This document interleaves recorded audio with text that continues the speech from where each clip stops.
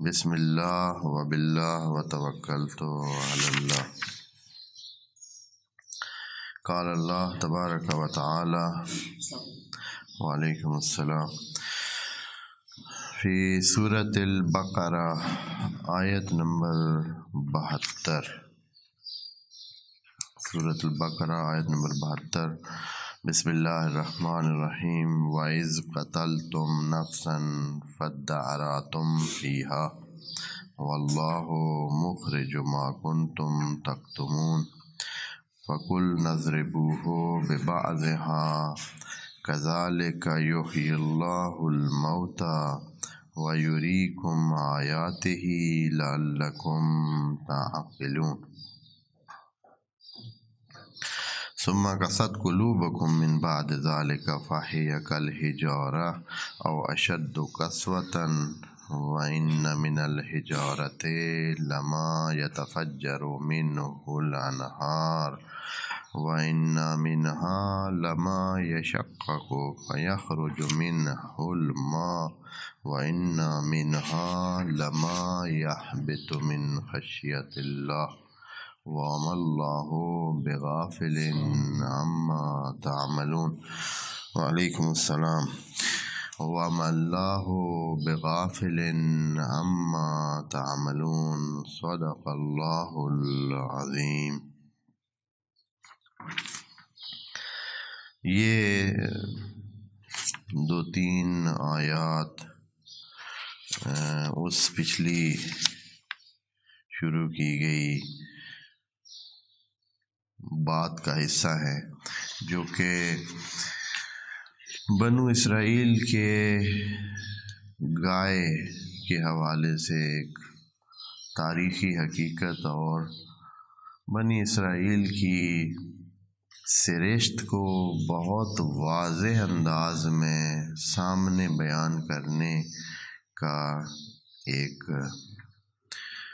ذریعہ بنا۔ یہ قصہ جو گائے پر مشتمل ہے اور اسی گائے کے قصے کی وجہ سے سورہ بقرہ کا جو نام ہے وہ بھی سورہ بقرہ پڑا ہے۔ یہ جو البقرہ کہتے ہیں، یعنی اس میں یہ قصہ چونکہ بہت مشہور قصہ ہے اور اس میں صرف بنی اسرائیل کی یہ نفسیات کا بیان نہیں ہے بلکہ مسلمانوں کے سامنے یا نئے انسانوں کے سامنے یہ جو بیان ہو رہا ہے تو ان کو بھی خبردار کیا جا رہا ہے کہ انسانوں میں اس ٹائپ کی خصلت پیدا ہو جاتی ہے، بن جاتی ہے۔ انسان بالآخر جب اس حقیقت کو پسند نہیں کرتا ہے، جیسے کہ قرآن میں موجود ہے، انسان بیسکلی ایسا ہے کہ قدرتی طور پر یا یوں کہیں کہ اس کے اندر یہ مرض پہلے ہوتی ہے۔ کیا ہوتا ہے کہ وَلَقَدْ جِئْنَاكُمْ بِالْحَقِّ وَلَكِنْ أَكْثَرُكُمْ لِلْحَقِّ كَارِهُونَ۔ ہم آپ کے سامنے حقیقت بیان کر رہے ہیں لیکن اے انسانوں، آپ کی اکثریت جو ہے وہ حقیقت کو پسند نہیں کرتی، اور یہ حقائق چاہے ہماری اپنی زندگی کے بھی حقائق ہیں، ہمیں اچھے نہیں لگتے، اور دین کے حقائق تو پھر اور بھی تھوڑا سا انسان کو مشکل میں لگتے ہیں۔ تو ہمارے سامنے یہ جو قصہ بیان ہوا ہے اور اس میں جس انداز میں بنو اسرائیل نے اس مسئلے کو ٹالنے کی کوشش کی ہے اور بہانے اور مختلف قسم کے سوالات، یعنی دل کو تسلی دینے کے لیے کہ ہم بہت واضح کام کرنا چاہتے ہیں، ہم بہت کام کرنا چاہتے ہیں لیکن صرف یہ ہے کہ ہمیں پتہ نہیں چل رہا ہے۔ تو اکثر انسان اسی انداز میں ہی کام کرتے ہیں کہ وہ کوشش کرتے ہیں کہ اپنے آپ کو جو ان کی ڈیوٹی ہے کسی نہ کسی بہانے ترک کریں، جو ان کی ذمے ہے، جو ان کا فرض ہے، اس کو ادھر ادھر کرنے کے لیے، اپنی تسلی کے لیے کوئی نہ کوئی سلسلہ کرتے ہیں کہ میں تو یوں ہوں، میں تو اس وجہ سے نہیں کر رہا ہوں، میں تو اس وجہ سے یہ مسئلہ ہے، وہ کچھ ان کے ذمے ڈالا، کچھ اپنے ذمے ڈالا، کچھ حالات کے ذمے ڈالا، اور اس طرح اپنی جان جو ہے وہ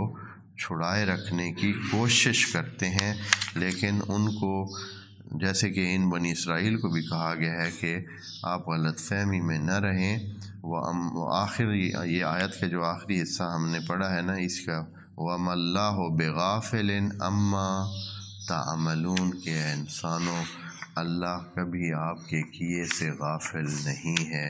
اس غلط فہمی میں مت جائیں۔ تو اب ہم یہ جو آیت ہے 72 نمبر، اس کا ربط پیچھے یہ ہے کہ چونکہ مہم بات بنی اسرائیل کے اندر کی کیفیت بیان کرنا تھی،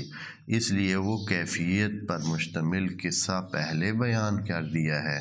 اور اس واقعے کے پیش آنے کی وجہ بعد میں بیان ہو رہی ہے۔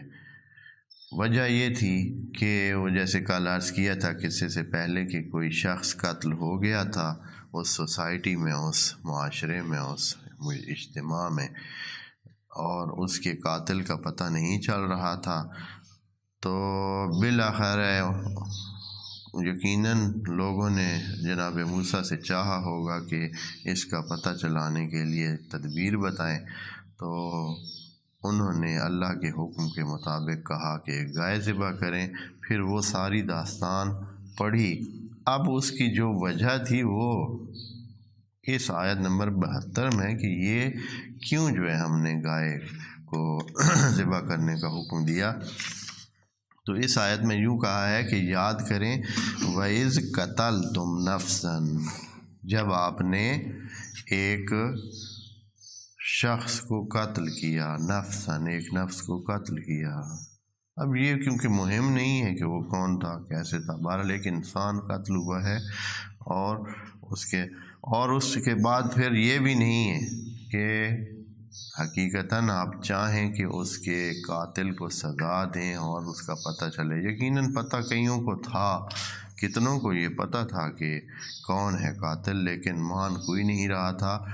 فَادَّارَأْتُمْ فِيهَا، یعنی پھر اس میں آپ نے کیا کیا، ایک دوسرے پہ ڈالنے کی کوشش کی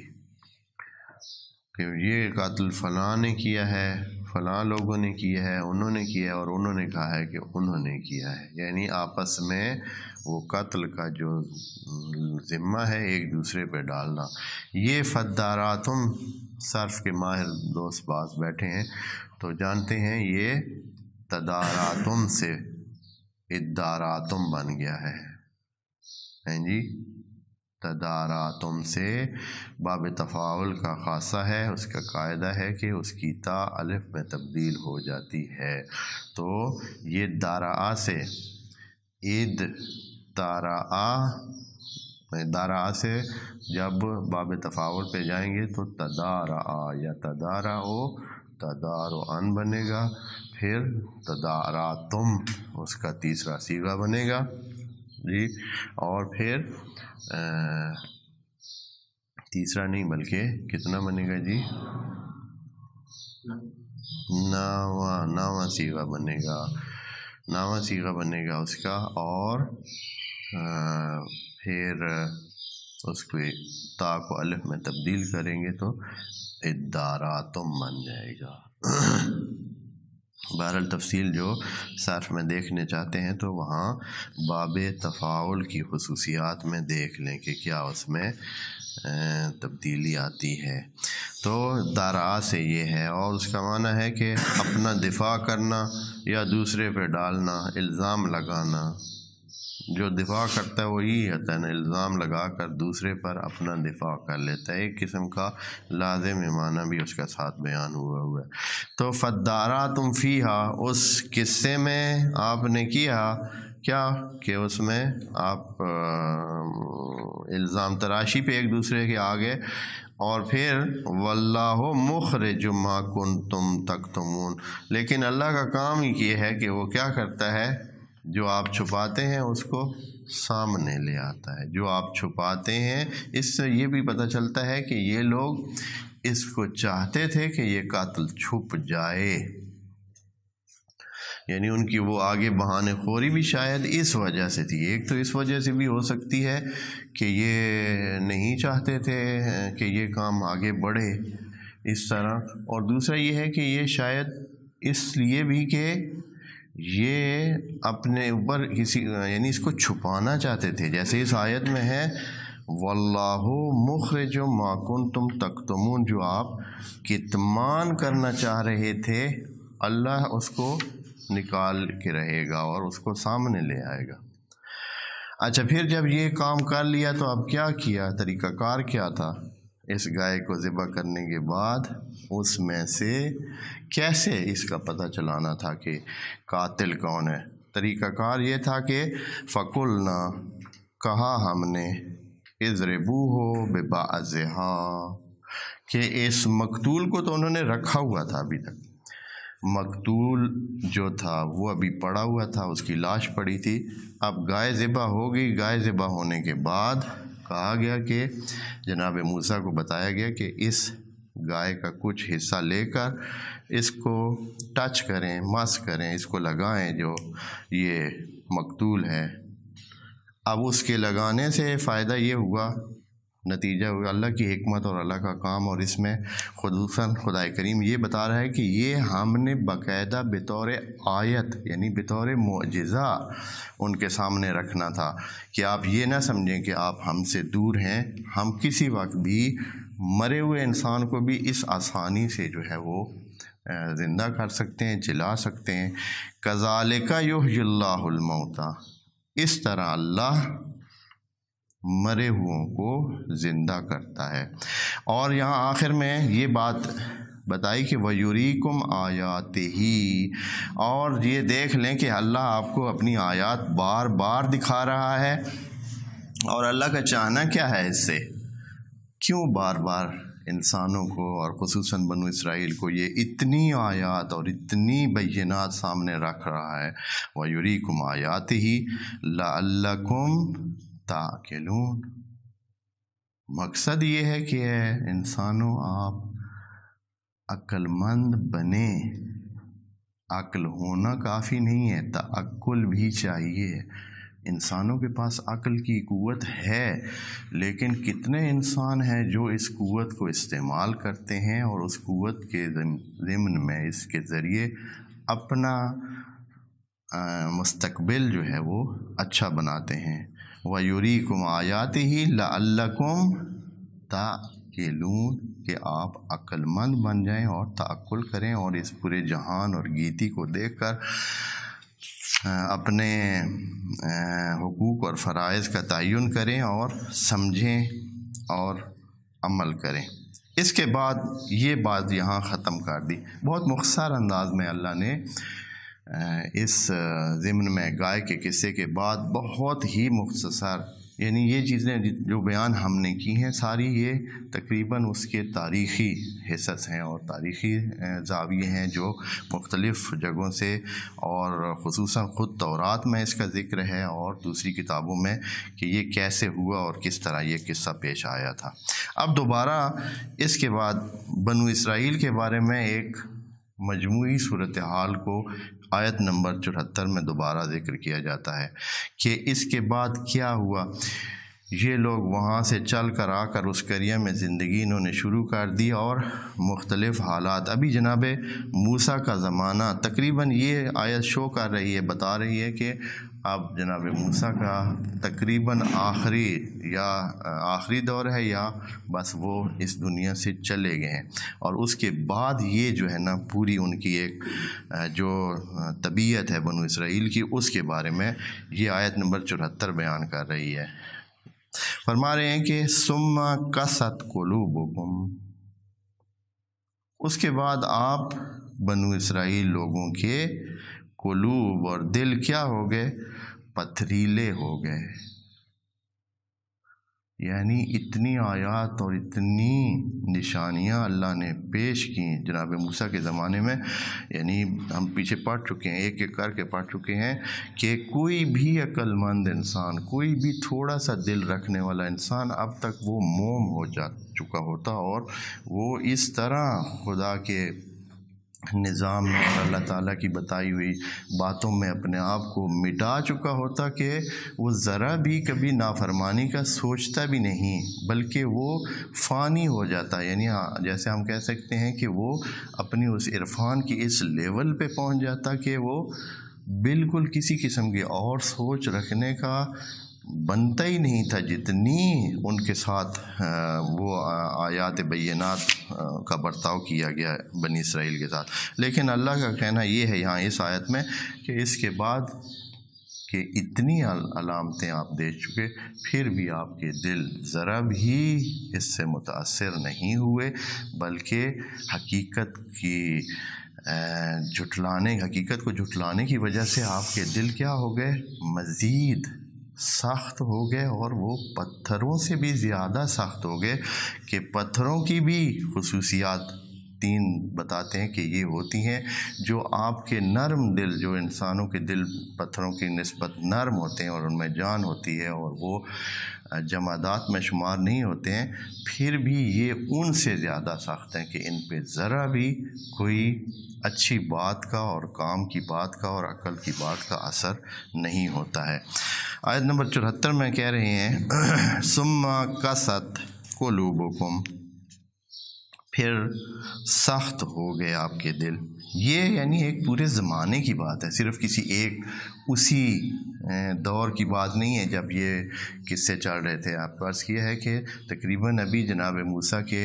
زمانے کے بعد لگ بھگ 50 سال کا زمانہ گزر چکا ہے۔ 40 سال تو یہ صحرا میں گھومتے رہے ہیں، اور 40 سال کے بعد یہ داخل ہوئے تھے اس قریے میں۔ اس کے بعد ابھی زندگی کے سلسلے شروع کیے، پھر انہوں نے نافرمانیاں شروع کر دیں، کبھی وہ مچھلیوں والا مسئلہ کبھی پیش آ گیا، کبھی یہ اس طرح کا کہ قتلوں کو چھپانے اور اس طرح کے کام کرنے لگے۔ وعلیکم السلام۔ اور اس طرح اب اس سارے کے بعد فرماتا ہے کہ آپ کے دل پتھرانے لگے۔ قست سخت ہونے کو کہتے ہیں، یعنی کسی القلب اس کو کہتے ہیں جس میں ذرہ بھر کوئی جذبات نہیں ہے، انسانیت نہیں ہے، کوئی اس قسم کا رحم کا مادہ نہیں ہے، بالکل ایسے ہے کہ جیسے پتھر ہو۔ ثم قست قلوبکم من بعد ذلک، پھر کیا بنے وہ؟ فہی کالحجارہ، تو یہ پتھر کی طرح ہو گئے، او اشد قسوۃ، یا شاید پتھر سے بھی بڑھ کر ہو گئے۔ یہ بڑھ کر کہنے کا کیا مطلب ہے؟ کہ پتھر بھی نہیں، پتھر سے بھی بڑھ کر۔ اس کی وجہ آگے بتا رہے ہیں، وجہ یہ ہے کہ پتھروں سے بھی کچھ حاصل ہو جاتا ہے، پتھر بھی کبھی ان سے بھی فائدہ ہوتا ہے، اور یہ بنی اسرائیل دیکھ چکے تھے کہ پتھروں سے کیسے کچھ حاصل ہو سکتا ہے۔ اس لیے کہ ابھی کچھ پہلے انہوں نے تقاضا کیا تھا کہ ہمارا پانی کا مسئلہ بن گیا ہے، پانی نہیں ہے شہر میں پورا اور پانی چاہیے، تو پھر جناب موسیٰ نے پتھر سے ان کو پانی نکال کے دیا تھا، یعنی وہاں صخرے پر اور اس حجر پہ جو ہے عصا مارا تو اس میں سے 12 چشمے نکلے تھے، اسی کی بات کریں۔ وَإِنَّ مِنَ الْحِجَارَةِ، ہیں ایسے حجارہ بھی، من الحجارہ، دیکھیں کتنی دقت ہے قرآن کی بات میں۔ یہ اب نہیں اللہ تعالیٰ فرما رہا کہ ہر پتھر سے پانی نکلتا ہے۔ وَإِنَّ مِنَ الْحِجَارَةِ، کچھ پتھر ایسے بھی ہیں۔ بس یہ جو حقیقت ہے اس سے ہٹ کر بات نہیں ہو رہی ہے کہ بھائی اچھا کوئی کہے کہ اچھا ہر پتھر میں پانی ہے، بھائی ہاں میرے ہاتھ میں پتھر ہے اس سے پانی نہیں۔ من الحجارۃ، کچھ پتھر ہیں جہاں ان سے پانی باہر آتا ہے، اور یقیناً وہ طریقے سے ایسے نہیں کہ پتھر پانی بناتا ہے، وہ ایک جس طبیعی طریقے سے پتھروں میں کس طرح پانی جمع ہوتا ہے وہ خود ایک داستان ہے۔ وَإِنَّ مِنَ الْحِجَارَةِ لَمَا يَتَفَجَّرُ مِنْهُ الْأَنْهَارُ، کہ اس سے پھوٹتی ہیں نہریں۔ نہریں بہت بڑا پانی ہوتا ہے، اور یہ کس کی بات کر رہے ہیں؟ یہ جو پہاڑوں سے پانی جو ہے آ رہا ہے، پہاڑوں سے ہی پانی آ رہا ہے، پہاڑوں کے اندر سے نکلتا ہے۔ پہاڑوں میں کیسے؟ وہ بہت قسم کا ایک سلسلہ ہوتا ہے، بارشیں آتی ہیں، برفیں ہوتی ہیں، سلسلے ہوتے ہیں، ان میں پانی ریس ریس کر یا جس طرح بھی ایک طرح جمع ہو جاتا ہے، اور پھر بالآخر اپنی ازدیاد کی وجہ سے، قوت کی وجہ سے، جیسے بھی ہے طبیعی طریقوں سے پتھر پھٹتے ہیں، اور ان میں سے یا مثلا زلازل کی وجہ سے پتھر اپنی جگہ سے ہل جاتے ہیں، اور وہ اس سے پانی جو موجود ہوتا ہے وہ کیا نکلنا شروع کر دیتا ہے، اور پھر اپنا راستہ بنا کر نیچے ڈھلوانوں کی طرف آتا ہے۔ یہ آپ دوستوں نے سنا ہے یا نہیں پتہ نہیں۔ یہ جب پاکستان کے ہوئے تھے ایٹمی دھماکے چاغی کے پہاڑوں میں کیے گئے تھے، تو وہاں باقی بہت سارے کاموں کے علاوہ ایک کام یہ ہوا تھا کہ اس پہاڑ کے آس پاس سے کئی چشمے جو ہے نا پانی کے چل پڑے تھے، کیونکہ وہ پہاڑ اپنی جگہ سے بہت سارے پتھر ادھر سے ادھر ہل گئے تھے، کچھ پھٹ گئے تھے، کچھ کیسے، تو اس سے یہ ہوا کہ جو ان کے اندر پانی کے ذخیرے موجود تھے، بعض جگہوں پہ درمیان میں گیپ موجود تھے، تو وہ پانی وہاں سے نکلنا شروع ہوا، اور اس علاقے میں کئی جیسے یہ آئی ہیں اخبارات میں باتیں آئی تھیں، اور اس طرح کے بعد میں کئی جگہوں پہ انہوں نے سرسبز کھیت، حالانکہ وہ خشک علاقہ ہے، بالکل ایسے ہے کہ وہاں پانی آپ کہہ سکتے ہیں کہ سینکڑوں میلوں تک پانی نہیں ہوتا ہے، سینکڑوں میلوں تک پانی نہیں ہوتا اس پورے ایریا میں، لیکن اس کی وجہ سے اس آس پاس کے کچھ علاقے سرسبز ہونے لگ گئے تھے پانی کی وجہ سے۔ خوب وَإِنَّ مِنَ الْحِجَارَةِ کچھ پتھر ایسے ہیں، کچھ لَمَا يَتَفَجَّرُ مِنْهُ الْأَنْهَارُ ان میں سے نہریں بہتی ہیں، یعنی پانی اچھی خاصی مقدار والا نکلتا ہے۔ یہاں یہ جو لما ہے، لام میں یہ لام تاکید لگی ہوئی ہے، اور ماں کے ساتھ پڑھیں تو آپ کو آسانی لگے گی، جو لوگ نحو کے حوالے سے کچھ جانتے ہیں۔ وَأَنَّ مِنَ الْحِجَارَةِ مَا، یہاں ایسے ہے جیسے آپ کہنے کہ ہجارہ میں سے ہیں کچھ وہ بھی یتفجر منہ الانہار، لام لگ کر اس کی تاکید ہو جاتی ہے، حتماً ایسے ہیں انہار۔ اور وَإِنَّ مِنْهَا کچھ دوسری ٹائپ کے پتھر بھی ہیں، ہجارہ میں سے کچھ اور بھی ہیں۔ وَإِنَّ مِنْهَا لَمَا يَشَقَّقُ کچھ ایسے ہیں جو شک ہوتے ہیں، ان میں سے تھوڑا سا ایسے راستہ پیدا ہوتا ہے، وہ ٹوٹتے ہیں تو کیا ہوتا ہے؟ وَإِنَّ مِنْهَا لَمَا يَشَقَّقُ فَيَخْرُجُ مِنْهُ الْمَاءُ اس میں سے تھوڑا سا پانی نکلتا ہے، نہریں نہیں چلتی، تھوڑا پانی آتا ہے، ایسے بھی ہیں پتھر۔ اور تیسری صورت کہ پتھر میں یہ خاصیت بھی بعض اوقات آپ دیکھتے ہیں، وَإِنَّ مِنْهَا لَمَا يَحْبِطُ مِنْ خَشْيَةِ اللَّهِ کچھ ایسے بھی ہیں کہ اللہ کی خشیت سے وہ ڈھلک جاتے ہیں، اپنی جگہ سے ہل جاتے ہیں، بلکہ اللہ کی خشیت سے، جیسے کہ مثالیں اس میں موجود ہیں، کیا ہو جاتے ہیں؟ خاک بن جاتے ہیں، پتھر ہوتے ہیں لیکن سرما بن جاتے ہیں۔ جیسے وہ جناب موسیٰ نے جب دیکھنے کی خواہش کی تھی تو اللہ نے فرمایا تھا کہ انظر الی الجبل، آپ پہاڑ کی طرف دیکھیں، فإن استقر مکانہ فسوف ترانی، اگر وہ اپنی جگہ پہ برقرار رہا تو آپ مجھے دیکھ سکیں گے، لیکن فلما تجلی ربہ للجبل، اللہ نے جلوہ دکھایا پہاڑ کی طرف تو جعلہ دکا، کہ وہ کیا ہو گیا؟ بالکل سرما بن گیا، ریزہ ریزہ ہو گیا اور سرما بن گیا۔ تو یہ تیسری قسم جو ہے پتھروں کی بتا رہے ہیں، وَإِنَّ مِنْهَا اور ہیں کچھ ایسے پتھر بھی، یہ اتنی قسمیں بتا رہے ہیں پتھروں کی کہ پتھروں کی تو اتنی خصوصیات ہیں کہ وہ اس طرح نرم ہو جاتے ہیں، جن کی حقیقت جمادات پر مشتمل ہے، یعنی جس میں اثر نہیں ہونا چاہیے، جس سے کسی زندگی کی توقع نہیں ہے، کہ جس سے کسی تحرک کی اور کسی چیز کے نکلنے کی نہیں ہے توقع، اس میں سے بھی کچھ نہ کچھ جب اس کے ساتھ زندگی کا برتاؤ کیا جاتا ہے، جب اس کے ساتھ زندگی برتتی ہے، جب اس کے ساتھ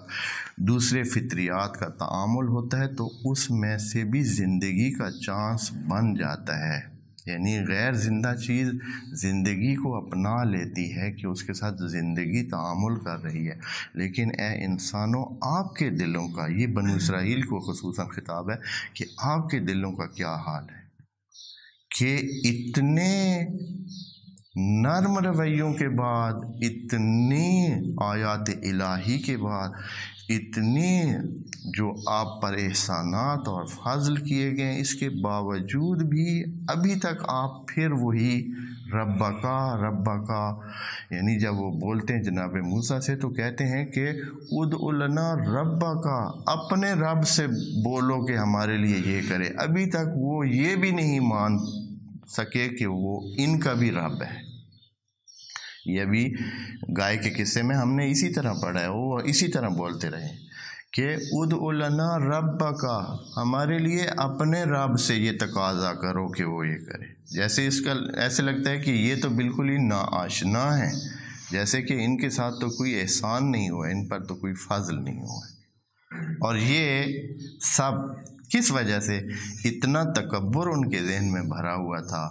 اتنا غرور ان کے ذہن میں بھرا ہوا تھا کہ وہ یہ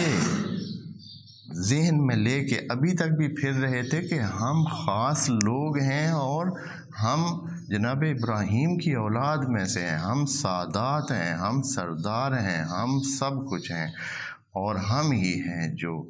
اس جہان کے مالک ہیں۔ تبھی تو دوسری آیات میں انہوں نے کہا تھا کہ نحن ابناء اللہ و احباؤہ، ہم اللہ کے بیٹے ہیں، ہم اللہ کے پیارے ہیں۔ اور جیسے آج کل کے بیٹے ہوتے ہیں وہ بعد میں باپ کے بھی سردار بن جاتے ہیں، تو اس طرح کی ان کی ذہنیت کہ بس اب ہم جو ہیں تو پھر ہم بہت کچھ ہیں، اس ذہنیت کے ساتھ یہ آج تک یہ چل رہے ہیں۔ اور اسی طرح تقاضے جس طرح کرتے ہیں کہ بھائی لن نصبر علی طعام واحد، ایک کھانا ہمیں نہیں چاہیے، یہ جو ایک کھانا ہمیں مفت میں مل رہا ہے ہمیں نہیں چاہیے، اس انداز میں وہ بات کرتے تھے۔ بہرحال دیکھیں ان کے بارے میں بتا رہے ہیں یَہْبِطُ مِنْ خَشْیَةِ اللَّہِ، پتھروں سے کچھ ایسے بھی ہیں جو اللہ کی خشیت سے حبوط کرتے ہیں، یعنی اپنی جگہ چھوڑ دیتے ہیں، اپنی جگہ سے نیچے گر جاتے ہیں، ہل جاتے ہیں۔ لیکن اے انسانوں یہ توجہ رکھیں، اللہ کا تبصرہ آخر میں دیکھیں، وَمَا اللَّهُ بِغَافِلٍ عَمَّا تَعْمَلُونَ، لیکن اے بنی اسرائیل یہ دھیان رکھیں کہ اللہ بالکل بھی غافل نہیں ہے آپ کے جو بھی آپ کام کر رہے ہیں، اور آپ اس سلسلے میں جو عمل کریں گے تو ہماری نظر میں ہے۔ اوپر ہے 9:10۔ اچھا خوب، آگے ہم چلتے ہیں۔ اب تھوڑا سا ایک اتنی گفتگو ہم آیت نمبر 40 سے پڑھ رہے ہیں جس میں بنو اسرائیل مد نظر ہیں، اور انہی کا ہی تقریباً قصہ، اور وہاں سے شروع کیا، ان کو یادآوری ہو رہی ہے کہ راہ خدا پہ آ جائیں، اور کتنے دلائل، عقلی دلائل، عملی دلائل، آیات کے ذریعے سمجھانے کے ذریعے اللہ تعالیٰ یہ سب چاہ رہا ہے کہ وہ سیدھے راستے پہ آ جائیں۔ اور میں یہ بات دوستوں کو پہلے بھی عرض کر چکا ہوں کہ ان قصوں کا یہاں بیان کرنا یہ مسلمانوں نے پڑھنے ہیں، یہ اس لیے ہے کہ یہ تمام جو چیزیں بنو اسرائیل میں موجود تھیں یہ مسلمانوں کو بتایا جا رہا ہے کہ کہیں ایسا نہ ہو کہ یہ چیزیں ساری آپ میں پیدا ہو جائیں۔ یہ اللہ کی طرف سے ایک خاص کرم تھا، ایک خاص لطف تھا کہ پچھلی امتوں کا حال ہمارے سامنے رکھ رہا ہے، ہماری کتاب میں رکھ رہا ہے، اور اللہ تاریخ بتانے کی ضرورت نہیں تھی، اس لیے کہ ہماری اس امت میں، امت اسلامی میں یہ چیزیں پیدا نہ ہوں۔ لیکن یہ ایک قسم کا وہی انسانی خصلت سمجھیں، جیسے کہ نبی کریم کی حدیث میں بھی ہے کہ اگلی امت بھی بالکل اسی طرح ہوگی جس طرح پچھلی امتیں تھیں، طابق النعل بالنعل، بالکل جیسے جوتے کے دو پلڑے ایک جیسے آپس میں ملتے ہیں، بالکل ایسے فکس آئیں گے، بے عین ہی تمام وہ خصلات، تمام وہ عادات، تمام وہ رویے جو بنو اسرائیل میں تھے وہ امت اسلامی میں موجود ہیں، اور اسی نہج پہ 100% اگر کہیں کہ ایک ذرا بھی فرق نہیں ہے تو بالکل بات غلط نہیں ہوگی. اسی نہج پہ آج بھی چل رہے ہیں، اور ہمارے ساتھ پیرالل وہ بھی ہمارے یعنی ساتھ ہی ہیں. ابھی یہود موجود ہیں، وہ ابھی تک بھی اسی طرح ہی ہیں. وہ اسی طرح کہہ رہے ہیں کہ ہم تورات کے پیروکار ہیں، تورات پہ چل رہے ہیں اور تورات پر عمل کر رہے ہیں. ابھی بھی موجود ہیں، نبی کے زمانے میں بھی موجود تھے، اور وہ وہی کچھ کر رہے ہیں جو ان کی مرضی ہوتی ہے. تورات کو اور اپنے جناب موسیٰ کے سارے سلسلے کو انہوں نے ایک ڈھال یا ایک کور کے طور پر اپنے نام کے استعمال کے لیے انہوں نے رکھا ہوا ہے. جیسے کہ مسلم امت میں بھی بے عین ہی یہی صورتحال بالکل فکس موجود ہے. کسی ایک چیز میں بھی نہ اصول دین میں نہ ہی فروع دین میں وہ اس بتائے ہوئے قاعدے کے مطابق موجود نہیں ہے، اور کوئی گروپ بھی نہیں موجود. پہلے بھی دوستوں کو یہ بتایا ہوا ہے کہ یہ گمان بالکل ذہن سے نکال دینا چاہیے کہ کسی اسلامی گروپ کے پاس کوئی پورے کا پورا اسلامی اور دین کا اصلی رخ موجود ہے. تمام کچھ نہ کچھ بڑھائے ہوئے ہیں، گھٹائے ہوئے ہیں، اپنی طرف سے اپنائے ہوئے ہیں، جن کا دین کے ساتھ تعلق نہیں ہے. تمام جتنے بھی گروپ ہیں، اور یہ صرف 73 نہیں ہے، یہ ہزاروں میں ہیں انسان جو اسلامی گروپس ہیں. تو بہرحال اس کے بعد تھوڑا سا جیسے کہ قرآن کا ایک ڈھب ہے کہ وہ بات کو ایک ہی ضمن میں بہت لمبی بات نہیں کرتا ہے، کلپس کی صورت میں ایک چھوٹے چھوٹے سلسلے جو ہے وہ سامنے رکھتے ہیں، درمیان میں ایک دوسری بات کر کے ذہنوں کو ایک دفعہ پھر تھوڑا سا وقفہ دیتا ہے اور پھر آگے اس بات کو جاری رکھتا ہے. یہ جو درمیان میں 75 نمبر آیت ہے، اس میں بھی اسی قسم کی ہی بات آ رہی ہے. یہاں خطاب فوراً جو ہے تبدیل کر دیا جاتا ہے اور مسلمانوں کو خطاب کیا جاتا ہے. پیچھے سے بات بنو اسرائیل کے لیے آ رہی ہے، لیکن یہاں آ کر مسلمانوں کو یہ جیسے ہوتا ہے نا کہ بات کی جاتی ہے تو آخر درمیان میں جو کوئی اپنی بات سننے والا ہے، جو اس بات کا ہمراہ ہے، اس کے ساتھ تھوڑا سا اس کی طرف رخ کر کے بات کی جاتی ہے. تو یہ بھی اسی طرح ہے، اور یہ کہا جا رہا ہے مسلمانوں کو اور جناب نبی خاتم کو کہ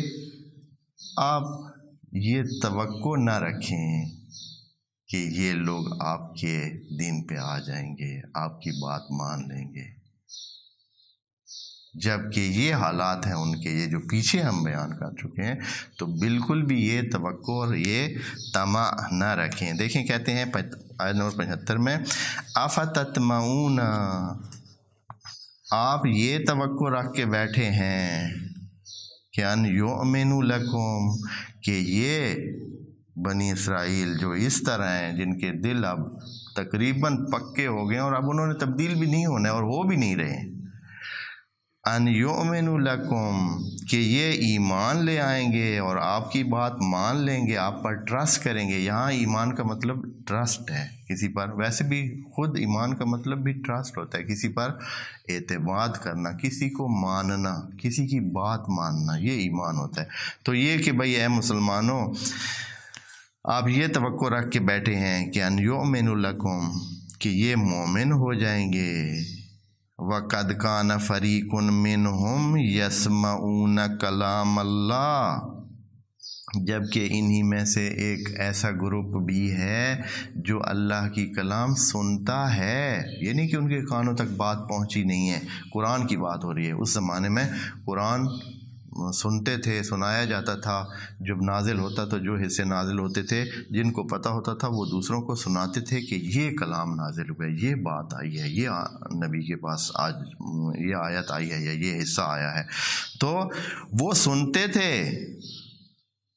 قد کان فریق منہم، بتا رہے ہیں کہ ایک گروپ ان میں سے، سارے نہیں، کچھ ان میں سے، یسمعون، سنتے ہیں کلام اللہ، کلام الہی کو، ثم یحرفونہ، پھر کیا کرتے ہیں؟ تبدیل کر دیتے ہیں، اس کا معنی چینج کرتے ہیں. من بعد ما عقلوہ، بعد اس کے کہ وہ اس کو سمجھ چکے ہوتے ہیں، سمجھنے کے بعد بھی اس کا معنی تبدیل کرتے ہیں۔ وہم یعلمون، پہلے خود سمجھ چکے ہوتے ہیں، سمجھ کے بعد حتیٰ یعلمون کی لیول پر بھی پہنچ جاتے ہیں۔ یاقلون اور یعلمون کی انشاءاللہ کل عرض کروں گا، اگلی نشست میں عرض کریں گے کہ یہ مختلف ہیں۔ یعقلون کا درجہ کم ہوتا ہے اور یعلمون کا درجہ اس سے بہتر ہوتا ہے۔ یہ پہلے تعقل کرتے ہیں، ان کی سمجھ میں آ چکی ہوتی ہے، اور پھر یعلمون کے درجے پہ بھی پہنچ جاتے ہیں، لیکن کیا کرتے ہیں،